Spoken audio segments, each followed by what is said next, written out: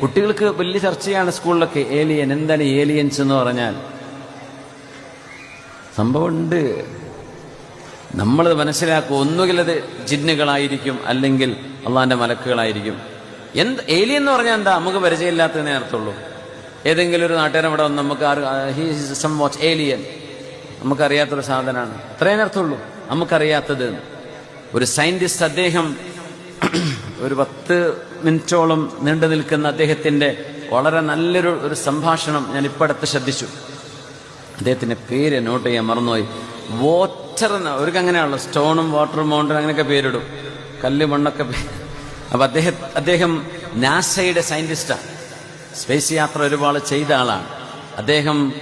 He experiences his encounter with an alien. അയാൾ പറയാം, ഞാൻ എന്റെ ക്യാബിൽ ഇരിക്കുമ്പോ എന്റെ മുമ്പിൽ ഒരു ഏലിയൻ വന്നിരുന്നത് ഞാൻ കണ്ടു.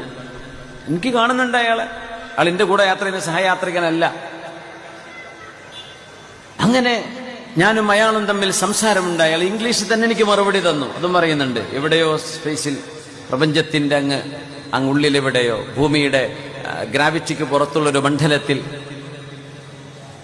ഈ പറയുന്ന സയന്റിസ്റ്റ് ഇത് പറയുമ്പോൾ 80 വയസ്സ് അയാൾക്ക് കഴിഞ്ഞിട്ടുണ്ട്. അയാൾ പറയാം, എനിക്കൊരിക്കലും മറക്കാൻ കഴിയാത്തൊരു അനുഭവമാണ്. അങ്ങനെ അദ്ദേഹം ഞങ്ങളോട് ചോദിച്ചു, നിങ്ങൾ എന്തിനാ ഇവിടെ ചുറ്റിക്കറങ്ങണമെന്ന് ചോദിച്ചു. ഞാൻ പറഞ്ഞു, ഞങ്ങൾ എക്സ്പ്ലോർ ചെയ്യാണ്. അപ്പൊ നിങ്ങൾ ആരാന്ന് ചോദിച്ചു. പേരൊന്നും പറഞ്ഞില്ല എന്ന് പറഞ്ഞു. നിങ്ങൾക്ക് എന്താ അറിയേണ്ടതെന്ന് ചോദിച്ചു. അപ്പൊ ഇയാൾ പറഞ്ഞു, പ്രോക്സിമ സെഞ്ചുറി എന്ന് പറയുന്ന നക്ഷത്രത്തിലേക്ക്, സൂര്യൻ കഴിഞ്ഞാൽ പിന്നെ തൊട്ടടുത്ത് നമുക്ക് സൂര്യനോട് അടുത്ത് കിടക്കുന്ന നക്ഷത്രം അതാണ് പ്രോക്സിമ സെഞ്ചുറി. പ്രോക്സിമ സെഞ്ചുറിക്ക് നിങ്ങൾക്ക് എത്ര പെട്ടെന്ന് എത്താൻ പറ്റുമെന്ന് ഞാൻ ചോദിച്ചു അയാളോട്. മുഖം തരുന്നില്ല, പക്ഷെ അയാൾ മറുപടി തന്നു, ഞങ്ങൾ നിങ്ങളെപ്പോലെയല്ല, ഞങ്ങൾക്ക് ഈ ഫിസിക്കൽ ഡൈമെൻഷൻസ് ഞങ്ങൾക്ക് ബാധകമല്ല, ഞങ്ങൾ പെട്ടെന്ന് എത്തുന്നു. ഇതിന്റെ ഭാഗമല്ലേ, പക്ഷെ ഞാനത് ഒരു ഇൽമല്ലേ, ഇനിയിപ്പോൾ ഇത് അടുത്ത സ്ഥലത്ത് പറയാൻ പറ്റൂല. അപ്പൊ നിങ്ങൾക്ക് പറഞ്ഞുതരാം, ഞാൻ മറക്കുന്നതിന്റെ മുമ്പ് കുട്ടികൾക്ക് മനസ്സിലാക്കുക.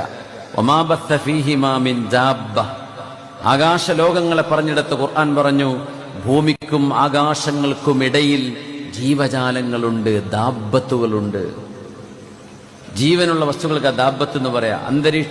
അന്തരീക്ഷ ഭൂമി അതൊക്കെ പോട്ടെ, നമ്മുടെ മിൽക്കി വേക്കപ്പുറത്ത്, മറ്റു ഗാലക്സികളിൽ, നമ്മുടെ ഈ മിൽക്കി വേയുടെ ഉള്ളിൽ കിടക്കുന്ന ഏതെങ്കിലും സ്റ്റാറുകളുടെ, പ്ലാനറ്റ്സിന്റെ അകത്ത് ഒക്കെ ജീവജാലങ്ങൾ ഉണ്ടാകാനുള്ള സാധ്യത ഖുർആൻ പറഞ്ഞിട്ടുണ്ട്, ഉണ്ട്.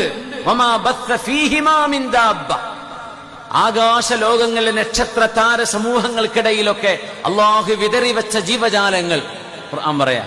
ചെറിയൊരു ആയത്താണ്. ഒരു ആയത്തിന്റെ വമാ ബസ്സ ഫീഹിമാ, ഈ ഹിമ എന്ന് പറഞ്ഞ ഒരു രണ്ടിനെ സൂചിപ്പിക്കുന്ന ലമീർ, ഡുവൽ പ്രൊനൗൺ, ആ ഒരൊറ്റ 3 അക്ഷരം കൊണ്ടാണ് പ്രപഞ്ചത്തിൽ ജീവജാലങ്ങൾ ഉണ്ട് എന്ന് ഖുർആൻ പഠിപ്പിക്കുന്നത്. 3 അക്ഷരം അള്ളാഹു ഉപയോഗിച്ചിട്ടുള്ളൂ.